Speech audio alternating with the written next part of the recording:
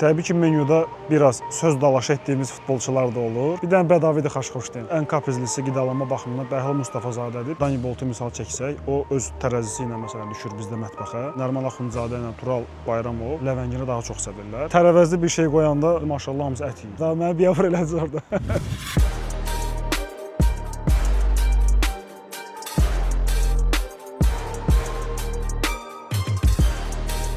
Düzgün yeyən futbolçu daha az yorulur, daha tez bərpa olur və daha uzun müddət yüksək səviyyədə performans göstərərək oynaya bilir. Qurban müəllim bu məsələdə çox prinsipialdır. O bilir ki, performans təkcə məşqdə deyil, mətbəxdə başlayır. Dani Boltu misal çəksək, o öz tərəzisi ilə məsələn düşür bizdə mətbəxə. Nə yazmışıqsa, eyni qramajda çalışır yesin. Ən kaprizlisi qidalanma baxımından Bəhlul Mustafazadədir. Yeməyin gözəlliyini görməsə, çox da bəyənmir. Əvvəllər bəzən gənclər niyə desert yoxdur, niyə şirniyyat yoxdur deyə zarafatla soruşurlar, amma indən başa düşür ki, menyuda hər detalın məqsədi var. Atışdırmalıqla çıxıb stadionda performans göstərmək olmur. Ona görə müəyyən bir miqdarda oyun öncəsi yeməklər mütləqdir. Nərman Axundzadə ilə Tural Bayramov Ləvəngini daha çox sevirlər. Xarici futbolçulara Ləvənginin necə olduğu, necə hazırlandığı və dadı haqqında təkidlə onlara dadmaqlarını da istəyirlər. Bəzən çit deyirlər və kənara çıxmalara icazə verirəm təbii ki, bu adətən olur oyundan sonra və bərpa günündə. Ən çox fast foodu xoşlayan futbolçular adətən gənc və yerli futbolçulardır. Buna Musa Qurbanlını, Tural Bayramovu, eyni zamanda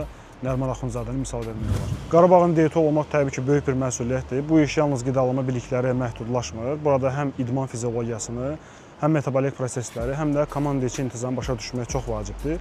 Qarabağ səviyyəsində işləmək həm elmi bilik, həm də əməksana intellekt tələb edir. Çünki hər futbolçu ilə fərdi yanaşma qurmalısan, hər bir futbolçunun individual olaraq kaprizləri olur və ona uyğun olaraq da birbaşa kontakta keçərək uyğun qidalanma proqramı və fərdi yanaşma çox önəmlidir.